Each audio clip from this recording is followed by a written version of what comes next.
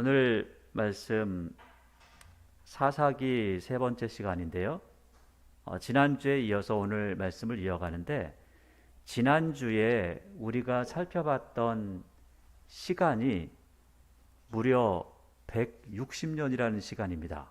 그러니까 우리가 지난주에 잠깐 동안 읽고 잠깐 동안 말씀을 봤는데, 그 말씀이 지나간 시간은 160년이라는 거죠.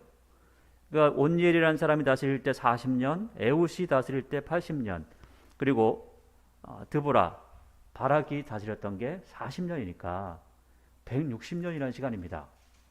우리는 짧게 앉아서 짧게 하나님의 말씀을 보고 이런 일들이 있었구나 했는데, 그 시간이 금방 지나서 160년이라는 시간이 지났다는 거죠. 그럼 160년이라는 시간이면 어떤 한 사람이 통치를 하는 시간들이 있었다는 거죠. 40년, 80년, 40년. 자, 그러면 40년, 80년, 40년을 통치했으면 그 시간 동안은 평온했다라고 했거든요. 그러면 그 사람이 죽은 다음에는 어땠을까요? 그 사람이 죽은 다음에는 사람들이 하나님을 모르는 겁니다. 하나님을 섬기지 않는 겁니다. 그래서 결국 160년이라는 시간이 지났음에도 불구하고 하나님을 알지 못하고 있다는 거죠. 하나님을 알지 못하기 때문에 우상이 하나님이라고 생각을 하고 섬기고, 또 자기를 위해서 우상을 만드는 사람들도 굉장히 많아지는 것을 보게 됩니다.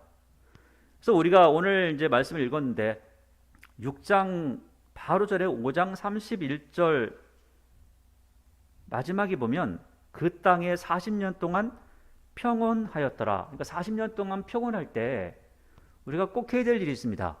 여러분, 우리의 삶이 평온하면 꼭 해야 될 일이 있습니다. 하나님의 말씀, 하나님이 누구신지 알아가야 된다는 거죠. 그런데요, 사람이 그렇지 않습니다. 우리 어린 아이들만 봐도 그렇지 않구나라는 것들을 압니다. 아이들이 시험 때가 가까워지잖아요. 그러면 시험 공부를 그동안 공부를 하지 않다가 시험 때가 가깝고 특히 내일이 시험이다 그러면 그때부터 공부하기 시작합니다. 사람이 참 묘하죠. 뭔가 준비해 놓고 뭔가 좀 생각하면서 살아가면 좋을 텐데, 닥쳐야지만이 뭔가를 하는 게 인생이라는 거죠. 근데 닥쳐서라도 좀 하면 좋을 텐데 그래도 하지 않는 사람들이 있더라는 거죠. 40년 동안 하나님도 배우지 않고 또 40년이 지나고 나서 하나님 배우지 않다 보니까 오늘 6장은 이렇게 시작하고 있습니다. 이스라엘 자손이 뭘요? 또라고 합니다. 자, 우리가 아이들을 혼낼 때 너 이거 했어? 네가 잘못했지? 그래, 첫 번째 용서해 줄게. 그죠? 그런데 애가 똑같은 행동을 똑같이 더 하면 어떻게 될까요? 너 왜 또 그랬어? 하죠. 한번 더 해보세요. 또 그랬냐? 점점점 목소리가 커질 겁니다. 그래서 사사기를 읽을 때는 이거 또라고 하는 이 단어를 꼭 생각해 보세요. 뒤에 계속해서 이 이야기가 반복되는 것을 볼 수 있습니다. 반복된다는 것은 부모님도 어린아이가 실수를 할 때 한 번, 두 번 하는 것은 크게 문제 삼지 않습니다. 그런데 그것이 지속되어지고 똑같은 것을 반복하게 되면 부모님은 굉장히 화를 내죠. 왜냐하면 똑같은 행동을 하니까, 잘못된 행동을 똑같이 하고 있으니까 그렇습니다.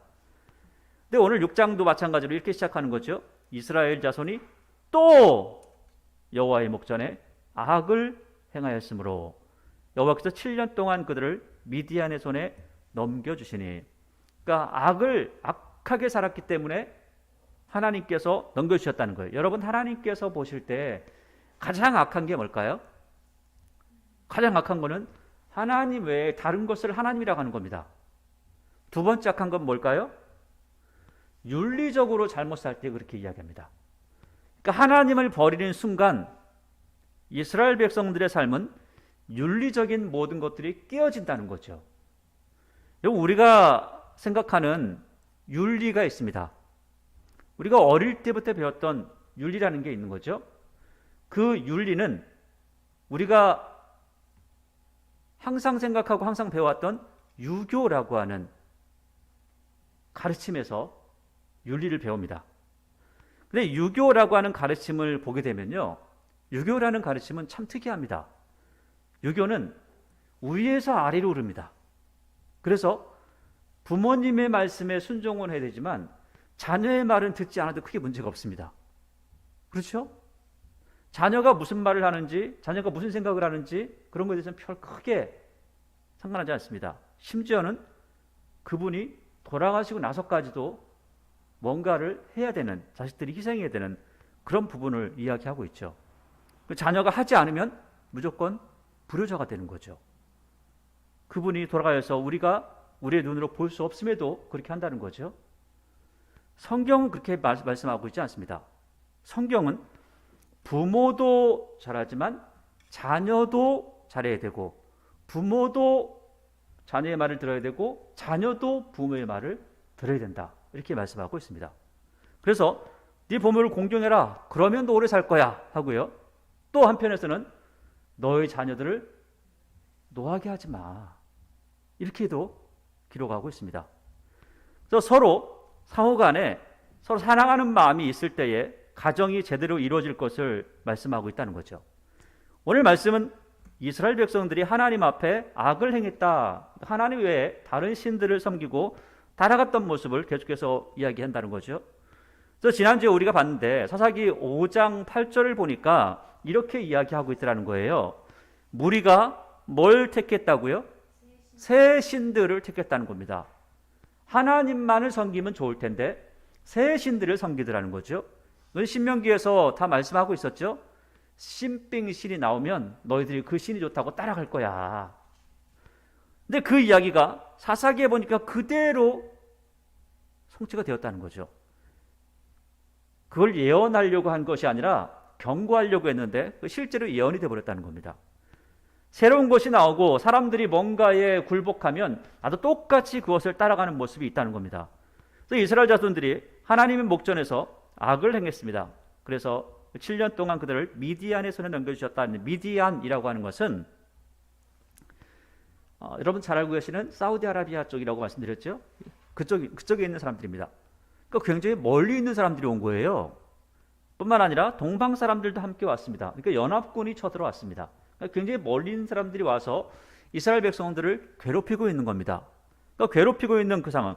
여러분들이 이 지도를 드렸는데 이 지도 속에는 나오지도 않는 지역입니다. 굉장히 멀리에서부터 왔다는 거죠. 멀리서 와서 괴롭히고 있습니다. 자, 2절 보세요.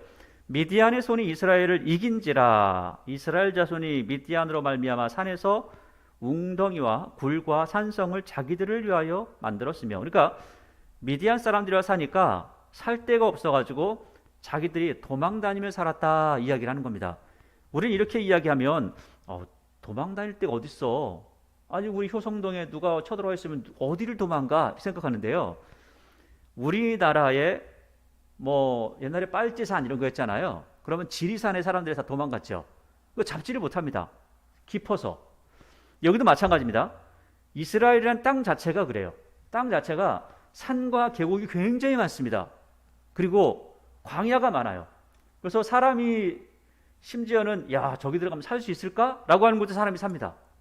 물도 하나도 없는데 그곳에 조그마한 물이 퐁퐁퐁퐁하고 샘물이 나오거든요. 그 물 샘물 하나로 마을이 생겨서 사람들이 살아가는 것을 볼 수가 있습니다. 이렇게 살아가고 있다는 거죠. 3절에 보니까 이스라엘이 파종 한때면, 그러니까 파종을 했으니까 시간이 지나면 거둘 때가 오겠죠. 파종하고 거둘 때가 되면 미디안과 아말렉과 동방 사람들이 치러 올라와서 왜? 먹을 게 없기 때문에 그렇습니다. 여기는 이 당시 그 먹을 것을 우리나라 같으면은 평야가 많아가지고 농사를 짓는데 여기는 그럴 때가 많지 않거든요.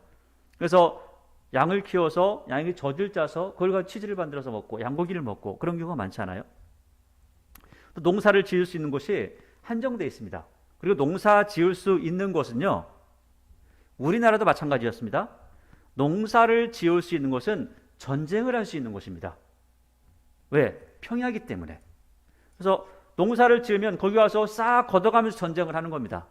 그러니까 이스라엘 백성들이 먹을 게 없는 거죠. 그래서 4절 진을 치고 가사에 이르도록 토지 수산을 멸하여 이스라엘 가운데 먹을 것을 남겨두지 아니하며 양이나 소나 나귀도 남기지 아니하니 그 이유는 그들이 그들의 짐승과 장막을 가지고 올라와 메뚜기 떼같이 많이 들어오니 그 사람과 낙타가 무수함이라. 엄청난 사람들이 왔다는 거죠. 그들이 그 땅에 들어와 멸하려 하니 이스라엘이 미디안으로 말미암아 궁핍함이 심한지라. 먹을 것도 하나도 없고 싸움도 못하는 거죠. 이에 이스라엘 자손이 여호와께 부르짖었더라. 참 이상하죠? 이 사람들이 지금 다른 신을 섬겼던 거잖아요. 그러면 그 신에게 빌어야 될 텐데 그 신에게 아무리 빌어도 안 되니까 결국은 하나님께 다시 부르짖게 되는 거죠. 그러니까 7절에 이스라엘 자손이 미디안으로 말미암아 여호와께 부르짖었으므로 여호와께서 이스라엘 자손에게 한 선지자를 보내서 이야기합니다. 이 이야기는요, 이 8절부터 10절까지 이야기인데 이 이야기는 지금 너희가 왜 이런 일을 겪고 있는지 좀 알았으면 좋겠다라고 하는 이야기를 하는 겁니다. 이 이야기는 지금 선지자가 와서 이 이야기를 하기 때문에 이 사람이 이런 이야기를 하는구나 라고 하는 것들을 볼 수도 있지만 아주 압축한 역사를 이야기하고 있는 겁니다. 그리고 그 역사 속에서 하나님께서 너희에게 이렇게 말씀하셨잖아. 너희들이 내 말 안 들으면 너희들이 이렇게 망할 것이고 내 말을 잘 듣고 내가 너희에게 명령한 것을 지켜 살면 너희들이 굉장히 강성하게 될 거야. 나를 떠나지 않으면 강성할 거야. 그 이야기를 했잖아. 그것이 어디 나와 있죠? 신명기 28장에 나와 있죠. 레위기 26장에도 이 이야기가 나와 있죠. 그래서 그 이야기를 간단하게 하는 겁니다. 아주 간단하게. 긴 이야기를 아주 짧게 이야기하는 거죠. 그 이야기를 들어볼까요? 8절에 여호와께서 이스라엘 자손에게 한 선지자를 보내시니 그가 그들에게 이르되, 새로운 걸 이야기하지 않습니다. 지금 성경에 있는 이야기를 그대로 하고 있습니다. 여호와께서 이같이 말씀하시기를 이스라엘 하나님 내가 너희를 애굽에서 인도하여 내며, 옛날 얘기죠. 지금 성경에 있는 얘기하는 겁니다. 너희를 그 종되었던 집에서 나오게 하여, 이거 다 알고 있죠. 근데 사람들이 이걸 모르고 있다는 거예요. 왜? 배우지 않았으니까. 9절 애굽 사람의 손과 너희를 학대하는 모든 자의 손에서 너희를 건져내고 그들을 너희 앞에서 쫓아내고 그 땅을 너희에게 주었으며 내가 또 너희에게 이르기를 나는 너희 하나님 여호와이니 너희가 거주하는 아모리 사람의 땅의 신들을 두려워하지 마. 그들을, 여러분, 두려워하면요 사람이 어떤 마음이 생기냐면 두려워하면 숭배하는 마음이 생겨납니다. 그죠? 두려워하면 숭배하는 마음이 생겨요. 그래서 귀신을 두려워하는 사람은 귀신을 숭배합니다. 산을 두려워하는 사람은 산을 숭배합니다. 여러분 생각해 보세요.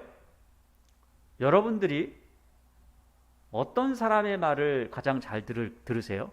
아니, 이걸 조금 일반화시켜서 얘기해 볼까요? 사람들이 어떤 사람의 말을 가장 잘 들을까요?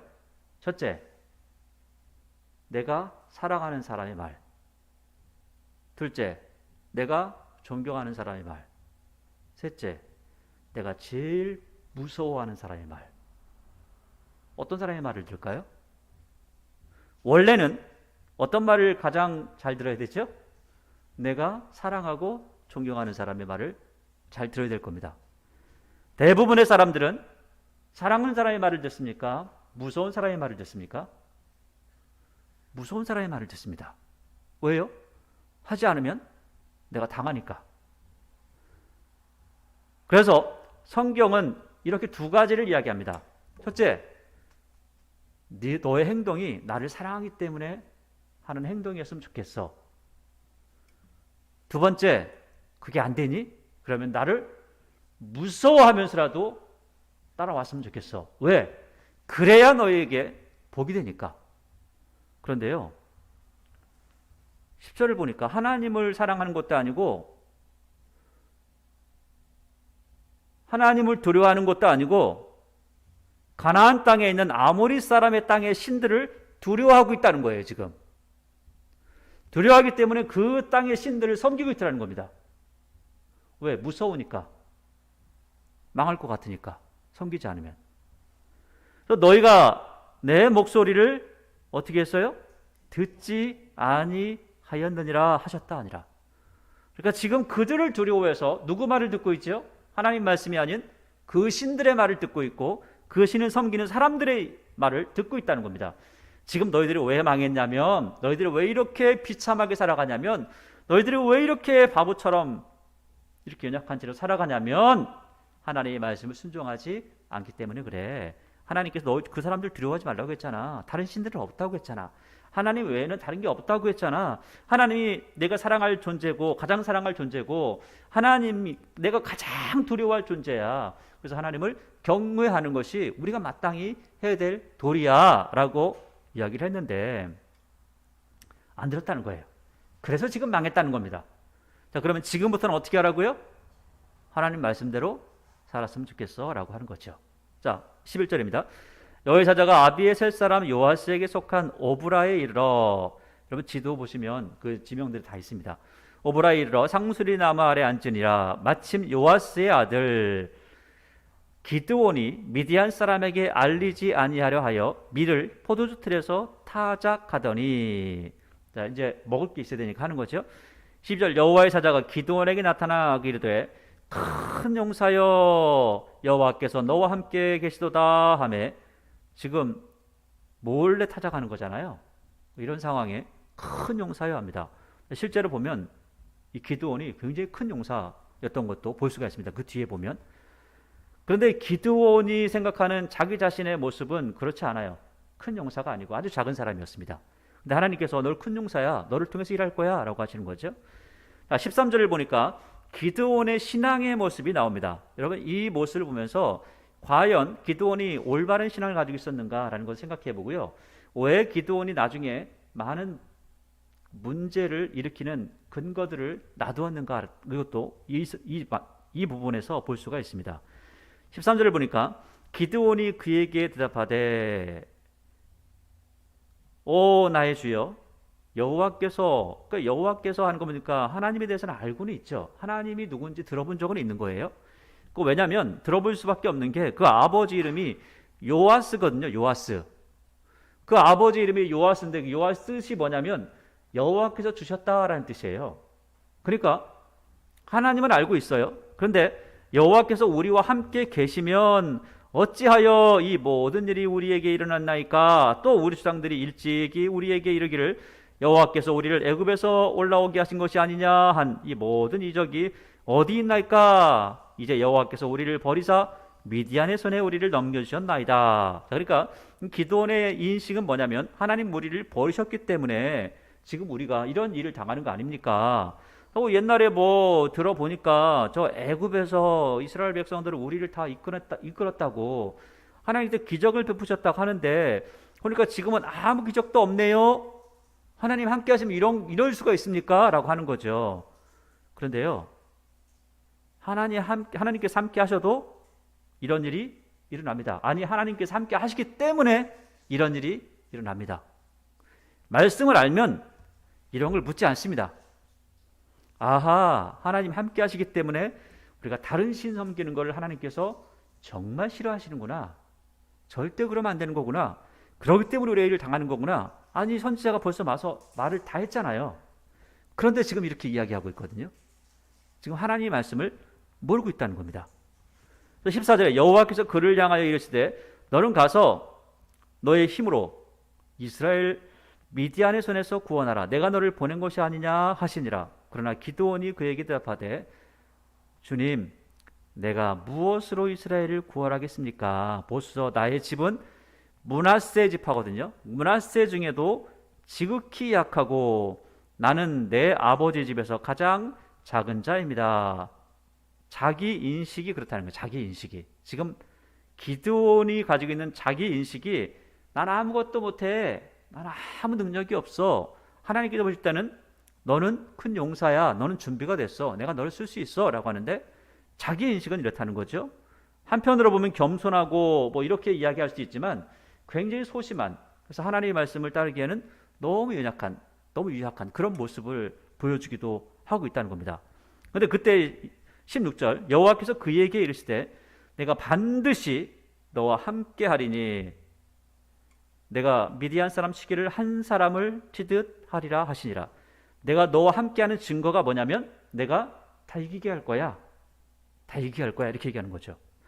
17절 기드온이 그에게 대답하되 만일 내가 주께 은혜를 얻었사오면 나와 말씀하신 이가 주 되시는 표징을 내게 보여줘서. 여러분 이런 건 잘하는 거죠.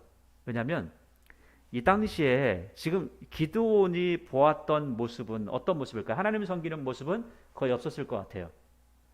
왜냐하면 기드온의 집에 바알의 제단이 있었거든요. 바알의 제단이 있었습니다. 기드온의 집에 바알의 제단이 있고 아세라가 있었다면 하나님을 섬기는 게 많았겠어요? 바알을 섬기는 게 많았겠어요? 바알을 섬기는 걸 계속해서 본 겁니다. 어릴 때부터. 그래서 그 이야기를 이렇게 되니까는 이게 바알인지 하나님인지 잘 모르겠는 거예요. 그래서 묻는 겁니다. 진짜 하나님 맞아요? 진짜 우리 민족을 구원하셨던 이스라엘을 애굽에서 구원하셨던 하나님 진짜 맞으세요? 좀 보여주세요 라고 하는 거죠.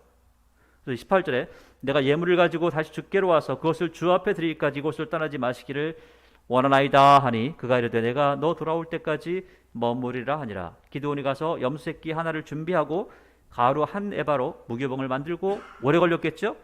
고기를 솥구리에 담고 국을 양푼에 담아 상수리 나무 아래 그에게로 가져다가 드림에 하나님의 사자가 그에게 이르되 고기와 무교병을 가져다 그 바위 위에 놓고 국을 부으라 하니 기드온이 그대로 하니라.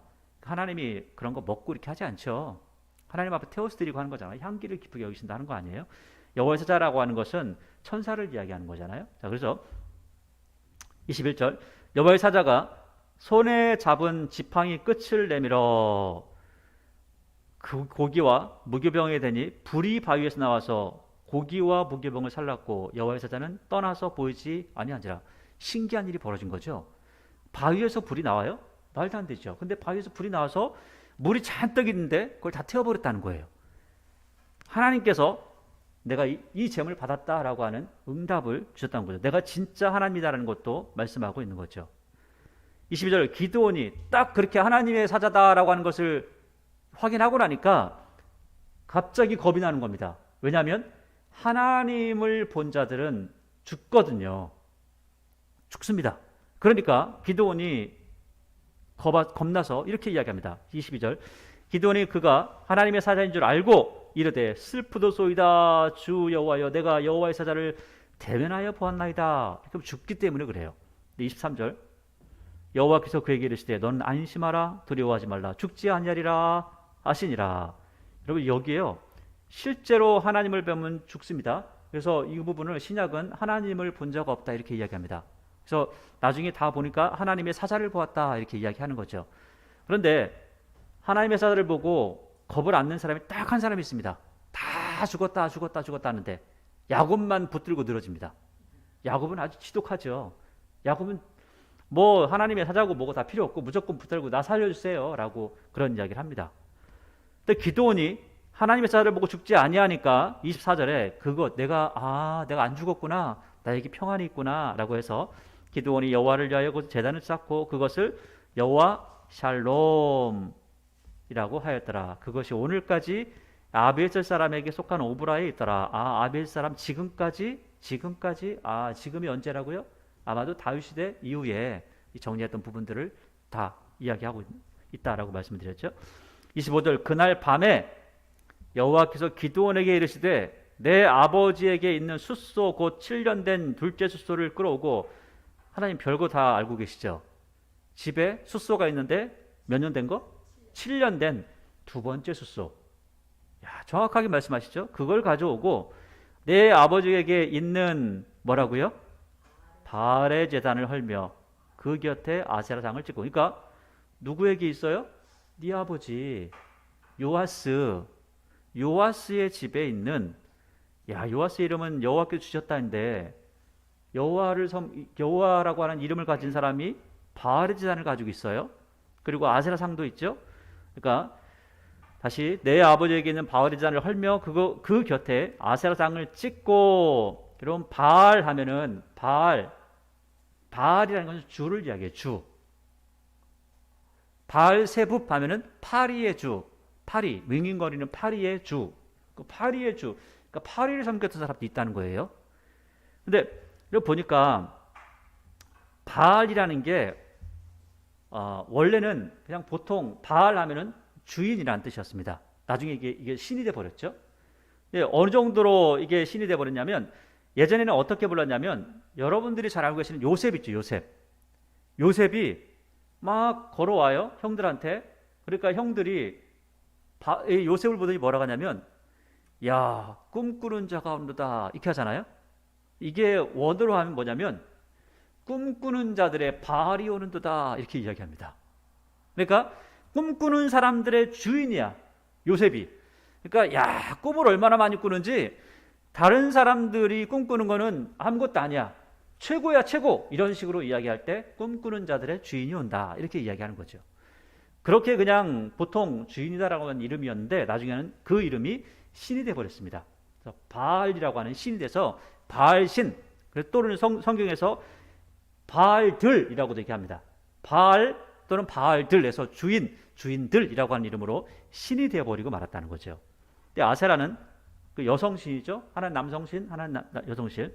26절, 또 이 산성 꼭대기에 내 하나님 여호와를 위하여 규례대로 한 제단을 쌓고 둘째 숫소를 잡아 내가 찍은 아세라 나무로 번제를 드릴지니라. 여러분 보니까 내가 찍은 아세라 나무죠. 찍었다라고 하는 이거 언어 유희입니다. 찍은 아세라 나무 이렇게 하고 나중에 보면 또 이 아세라 그 30절에 보시면 30절 마지막 절 30절 먼저 보겠습니다. 성읍 사람들이 여호와께 이르되 내 아들을 끌어내라. 그를 당연히 죽일지니 이는 바알의 제단을 파괴하고 그 곁에 아세라를 찍었다. 아니 아세라도 파괴했다 하면 되잖아요. 찍었다라고 하거든요.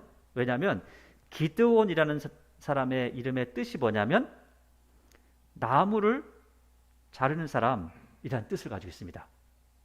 나무를 자르거나 나무를 패거나 나무를 찢거나 이런 뜻을 가지고 있습니다. 그 언어 유희예요.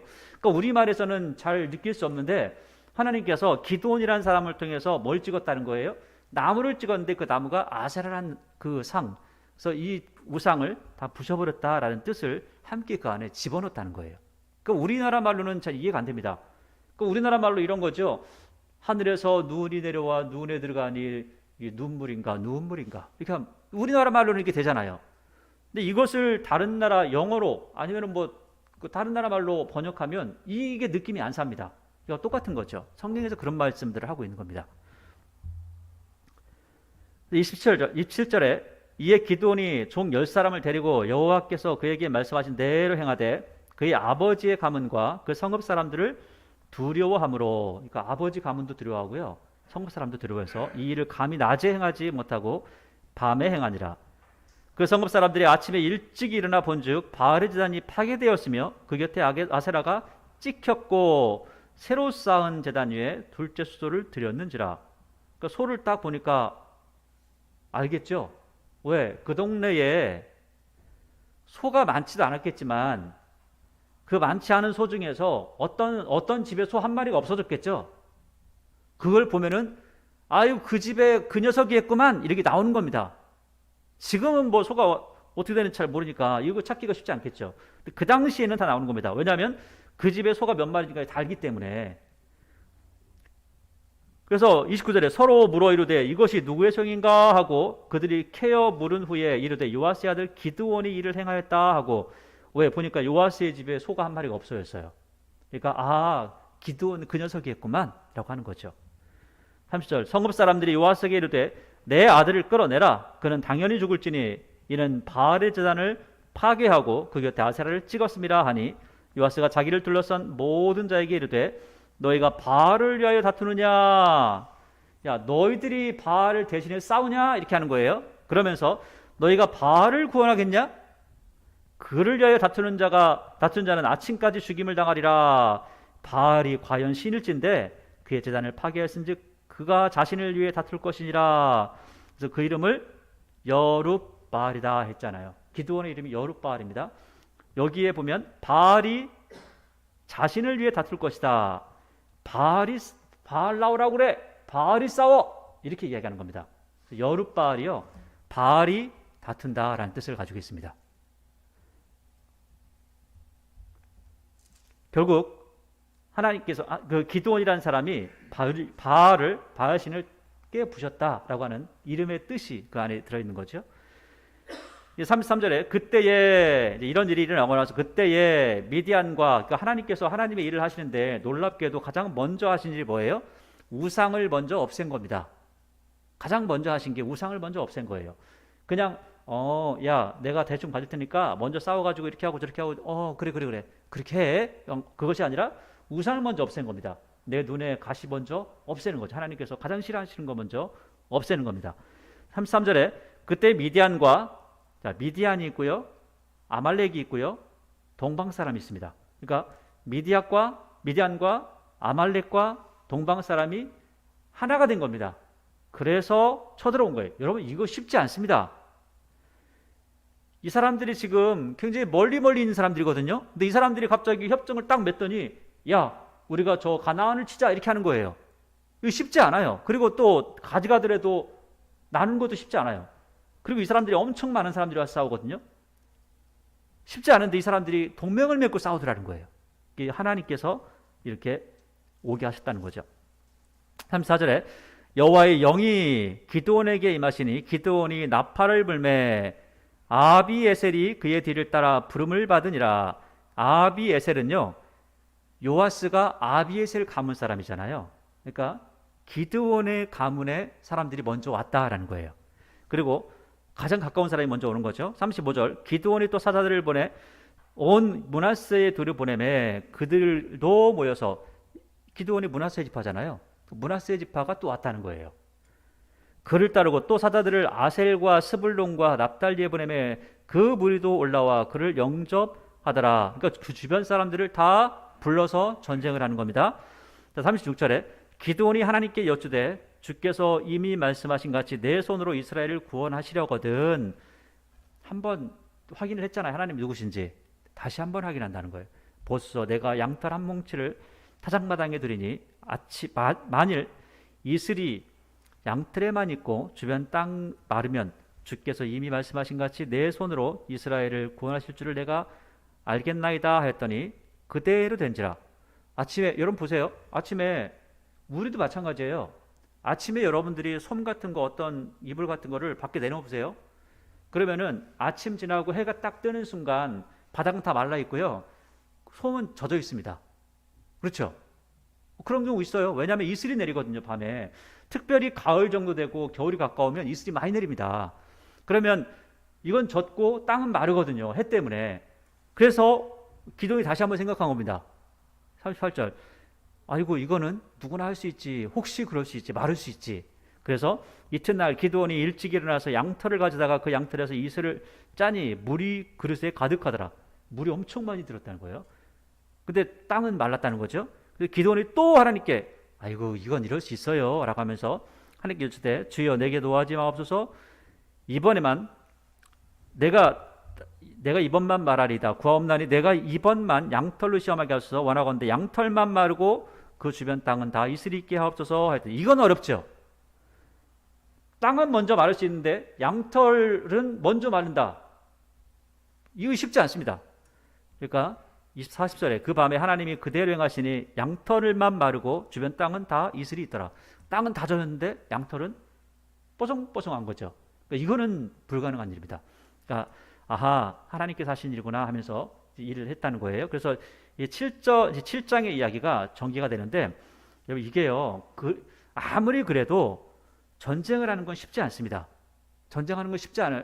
사람들을 많이 모아서 1대1로 싸워도 겁나는 전쟁입니다. 상대방이 100만 명, 나도 100만 명. 이게 쉽지 않은 전쟁이에요. 그런데 오늘 전쟁하는 걸 보면 놀라운 일이 벌어집니다. 7장 1절 여룻바알이라는 기드온과 그를 따르는 모든 백성이 일찍이 일어나 하룻셈 곁에 진을 쳤고 지도 보시면 하룻셈 어딘지 나옵니다. 미디안의 진영은 그들의 북쪽이요 모레산 앞 골짜기에 있었더라. 이 모레산이라고 하는데 이런데 여러분들이 그 지도에도 나오는데요. 그쪽이 여러분들이 많이 들어보셨던 이스라엘 평지, 이스라엘 평야. 또 이것을 다른 말로 할 때 무깃도라고 합니다.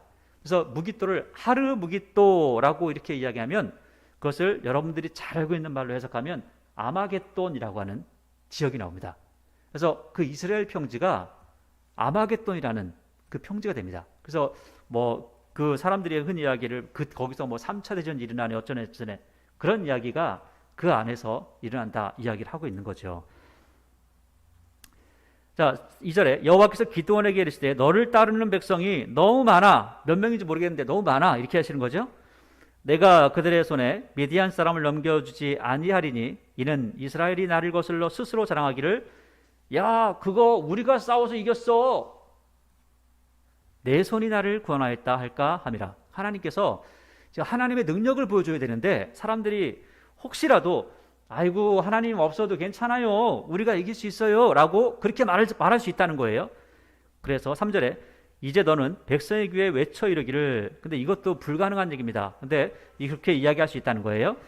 이제 너는 백성의 귀에 외쳐 이르기를 누구든지 두려워 떠는 자는 길라산을 떠나 돌아가라 하라 하시니 이에 돌아간 백성이 22,000명이요 남은 자가 10,000명이라. 아하 보니까 32,000명이었는데 22,000명이 돌아가고 10,000명이 남았구나 알 수 있죠. 자 그러면 상대방은 몇 명이냐? 10,000명도 많으니까 상대방이 10,000명 정도 되나? 이렇게 생각할 수 있잖아요. 그렇지 않습니다. 조금 이따 그 숫자가 얼마나 되는지 다 나오게 됩니다. 근데 4절에 여호와께서 또 기드온에게 이르시되 백성이 아직도 많아. 그들을 인도하여 물가로 내려가라. 거기서 내가 너를 위하여 그들을 시험하리라. 내가 누구를 가리켜 내게 이르기를 이 사람이 너와 함께하리라 하면 그는 너와 함께 갈 것이요 내가 누구를 가리켜 내게 이르기를 이 사람은 너와 함께 가지 말 것이라 하면 그는 가지 말 것이라 하신지라. 이에 백성을 인도하여 물가에 내려가매 여호와께서 기드온에게 이르시되 누구든지 개가 하는 것 같이 물을 혀로 핥는 자들은 너는 따로 세우고 또 누구든지 무릎을 꿇고 마시는 자들도 그와 같이 하라 하시더니 6절이 이제 그 5절이 선별 기준이고요. 6절에 보니까 손으로 움켜 입에 대고 핥는 자의 수는 300명이요. 그 외의 백성은 다 무릎을 꿇고 물을 마신지라. 그러니까 6절 내용 이겁니다. 지금 앞에 물이 있어요. 강이 흐르고 있어요. 근데 거기서 손으로 물을 떠서 무릎을 꿇고 이렇게 마시는 사람이 있어요. 또 어떤 사람들은 그냥 가가지고 목마르니까 가가지고 그냥 엎드려가지고 머리를 그 안에 쳐박고 물을 마신 겁니다. 이런 사람들이 있다는 거예요. 그러니까 7절 여호와께서 기드온에게 이르시되 내가 이 물을 핥아먹은 300명으로 너희를 구원하여 이 미디안을 내 손에 넘겨주리니 남은 백성은 각각 자기의 처소로 돌아갈 것이라 하시니. 자 보세요. 그냥 남자라고 하는 이름으로만 생각해 보세요. 물을 마실 때 무릎 꿇고 천천히 떠가지고 이렇게 살펴보면서 물을 마시는 게 박력이 있습니까? 용감한 겁니까? 아니면은 가다 그냥 철푸덕 해가지고 물을 그냥 꿀꺽꿀꺽 마시고 일어나는 게 좀 박력 있어 보입니까? 남자가 용기 있는 사람은요 그렇게 한다는 거예요. 머리를 쳐박고 그렇게 하고 물을 마시고 내가 먹고 싶은 만큼 마시고. 그런데 손을 가지고 떠가지고 이렇게 막 옆에 보면서 먹는 사람은 겁을 많이 먹은 사람들이라는 거예요. 여기에서 300용사 해가지고 기드온의 300용사 우리 기도의 뭐 300용사를 세우자 이렇게 하는데 여기에 300명이라는 것은 겁쟁이 300명이라는 겁니다. 겁쟁이. 그러니까 여러분 이것은 그 전에도 하나님께서 말씀하시잖아요. 야 32,000명 가지고 이기면 니들이 이겼다 할까봐 내가 못하겠어. 용감한 사람 300명 나와가지고 싸우면 이기면 그러면 또 그 사람들이 뭐라겠어요? 우린 용감한 사람들이니까 우리 이긴 거야. 또 하나님의 영광을 가릴 수 있다는 거예요. 겁쟁이 300명을 기드온에게 붙여준 겁니다. 오늘 그 이야기를 하고 있는 겁니다. 그래서 8절에 이에 백성이 양식과 나팔을 손에 든지라. 기드온이 이스라엘 모두 여기 7절 다시 보겠습니다. 여호와께서 기드온에게 이르시되 내가 이 물을 핥아먹은 300명을 너희로 구원하며 미디안을 내 손에 넘겨주니 남은 백성은 각각 자기 처소로 돌아갈 것이라. 그러니까 300명만 남고요. 다 돌아갔습니다. 이 사람들이 용감한 사람이라고요?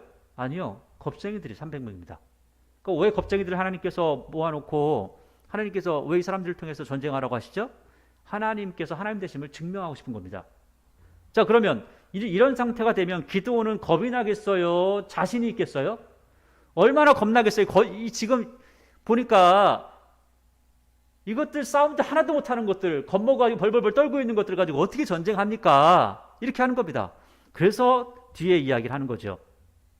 8절, 이에 백성이 양식과 나팔을 손에 든지라 기드온이 이스라엘 모든 백성을 각각 그의 장막으로 돌려보내고 그 300명 머물게 아니라 미디안 진영은 그 아래 골짜기 가운데 있었더라. 그 밤에 여호와께서 기드온에게 이르시되 일어나 진영으로 내려가라. 내가 그것을 내 손에 넘겨 주었느니라. 자, 보니까 기드온이 하나님께서 이런 말씀하시겠어요? 지금 두려우니까 아니 하나님 저거 가지고 어떻게 싸우냐고요. 이렇게 하는 겁니다.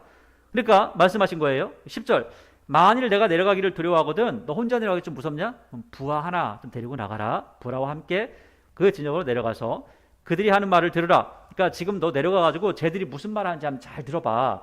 그러면 네가 하나님께서 하시는 일이 어떤 건지를 보게 될 거야 하는 겁니다. 자, 보니까 11절, 그들이 하는 말을 들으라. 그 후에 내 손이 강하여져서 그 진영으로 내려가리라 하시니 기드온이 이에 그의 부하 브라와 함께 분대에 있는 진영 근처로 내려간즉 미디안과 아말렉과 동방의 모든 사람들이 골짜기에 누워있는데 메뚜기의 많은 수와 같고 그들의 낙타의 수가 많아 해변에 모래가 많은 것 같은, 낙타가 해변에 모래처럼 많다는 거예요. 사람이 얼마나 더 많겠어요? 기드온이 그곳에 이른즉 어떤 사람이 그의 친구에게 꿈을 말하기를, 그러니까 지금 그쪽으로 적진에 들어갔습니다. 기드온이 들어갔는데 사람들이 딱 모여있다가 어떤 사람이 옆에 사람 딱 붙잡더니 야, 내가 꿈 꿨는데 내 꿈 이런 거다 한번 들어봐 하면서 얘기하는 겁니다. 13절, 기드온이 그곳에 이른즉 어떤 사람이 그의 친구에게 꿈을 말하여 이르기를 보라, 내가 한 꿈을 꾸었는데 꿈에 보리떡 한 덩이가 미디안 진영으로 굴러 들어와 한 장막에 이르러 그것을 쳐서 무너뜨려 위쪽으로 엎으니까 그 장막이 쓰러지더라. 무슨 말이에요? 지금 이쪽은 수십만 명이 모여 있어요. 그리고 진을 쳤어요. 그런데 그 진에 보리떡 하나가 와서, 보리떡 하나, 여러분 보리떡 하나가 전쟁을 이길 수 있겠어요? 못 이기는 거예요. 아무것도 아닌 거예요. 보리떡 같은 게 하나가 막 굴러 들어오더니 와서 장막을 딱 붙잡고 휙 하니까는 넘어가더라는 거예요. 아니 말도 안 되는 일이 지금 벌어지고 있다는 거죠. 이거는 내가 꿈을 꿨는데 말도 안 돼. 우리가 이렇게 많은데 저쪽 기드온 쪽에서 뭐가 하나 굴러오더니 우리 진영에 와서 딱 뒤집으니까 그냥 다 뒤집혔다? 우리가 졌다? 이야기라는 겁니다. 그러니까 이 말을 딱 듣고 나서 기드온이 그 말을 듣고 나서 그 친구가 딱 그래요. 14절, 그의 친구가 대답하여 이르기를 이는 다른 것이 아니야. 꿈 해몽을 해주는 거예요. 이스라엘 사람 요아스의 아들 기드온의 칼이야. 하나님께서 미디안과 그 모든 진영을 그의 손에 넘겨주신 거야. 해석을 이렇게 해줍니다. 그 놀랍죠?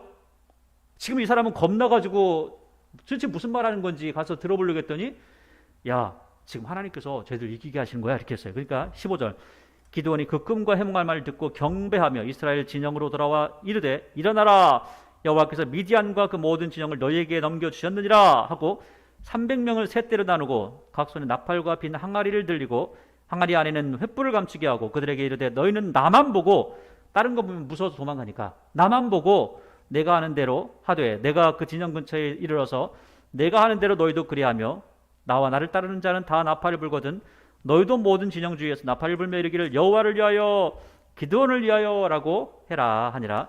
기드온이 그와 함께한 100명의 이경초에 진영 근처에 이른즉 바로 파수꾼들을 교대한 때라. 그들이 나팔을 불며 손에 가렸던 항아리를 부수니라. 세대가 나팔을 불며 항아리를 부수고 왼손에 횃불을 들고 오른손에 나팔을 들어 불며 외쳐 이르되 여호와와 기드온의 칼이라 하고 각각 자기의 제자리에 서서 그 진영을 에워싸며 온 진영의 군사들이 뛰고 부르짖며 도망하였는데, 그러니까 사람들이 가가지고 항아리 안에다가 횃불을 감추고 들어가가지고 항아리를 그 밤중에 사람 다 자고 있는데 쨍그랑 깨더니 갑자기 여호와를 위하여 기드온을 위하여니까는 전쟁이 일어난 줄 난리가 난 겁니다. 그리고 가서 막사에다 불을 붙이겠죠. 사람들이 난리가 나가지고 자기들끼리 죽이고 치고받고 해가지고 다 많이 죽었다, 이제 그런 얘기를 하는 겁니다. 그래서 22절 300명이 나팔을 불 때 여호와께서 그 온 진영의 친구끼리 칼로 치게 하심으로 적군이 도망하여, 왜냐하면 이 사람들이 말이 안 통해요. 나야 나! 이게 안 돼요. 그러면 상대방이 이상한 말 하니까 앞에서 영어하고 있어요. 한국말 하는데. 그러니까 서로 죽이는 겁니다.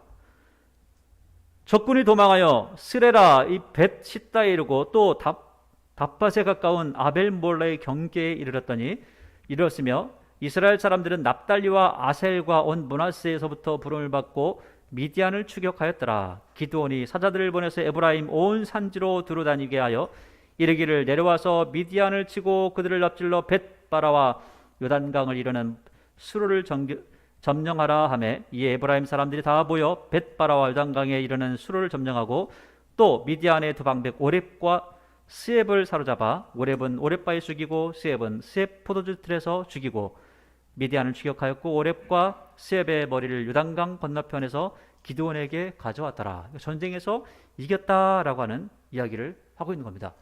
여러분 오늘 이야기는요, 지금 기드온의 이야기를 하고 있습니다. 기드온이란 사람의 생각은 나는 아무것도 아니야 라고 했는데 하나님께서는 내가 너를 쓸 거야 라고 하죠. 준비된 사람이었다는 거죠. 한 가지 좀 부족한 거 있다면 하나님의 말씀 좀 더 많이 알았더라면, 그리고 하나님께서 어떤 분인지를 더 알았더라면 좋았겠다 싶지만 어찌됐든 간 하나님 말씀 순종해서 그렇게 겁이 많으니까 하나님께 계속해서 확인하면서 갑니다. 놀랍게도요, 오늘 하나님께서 오늘 말씀을 전체 하신 것들을 보면 그 주어가 중요합니다. 하나님께서 하신다는 거예요. 누가 하신다고요? 하나님께서 하신다는 겁니다. 여러분, 우리의 삶도 하나님 앞에 맡기고 하나님 말씀대로 살아가면 누가 하신다고요? 하나님께서 하신다고 합니다. 오늘 기드온의 전쟁은 기드온의 전쟁이 아니었습니다. 기드온이 전쟁을 하는데 하나님께서는 뭐라고 하시냐면 나의 전쟁이야. 내가 할 거야. 걱정하지 마. 결국은 말도 안 되는 300명의 겁쟁이를 가지고요, 몇십만 명을 대하고 결국 그들과 전쟁을 해서 하나님께서 이기게 하시는 것을 보게 됩니다. 오늘 기드온이 하나님 말씀에 순종해서 그렇게 나아갔던 것처럼 저와 여러분도 항상 하나님 말씀에 순종하기를 원합니다. 특별히 순종하기 위해서는 하나님의 말씀을 더 잘 알아야 됩니다. 뭘 순종해야 될지 알아야죠. 저와 여러분이 하나님 말씀에 더욱더 집중하고 더욱더 열심히 공부하는 가운데 하나님 앞에 충성된 모습으로 세워지게 하여 언제나 더욱더 새롭게 된 믿음을 가지고 전진하는 귀한 은혜가 있기를 바랍니다.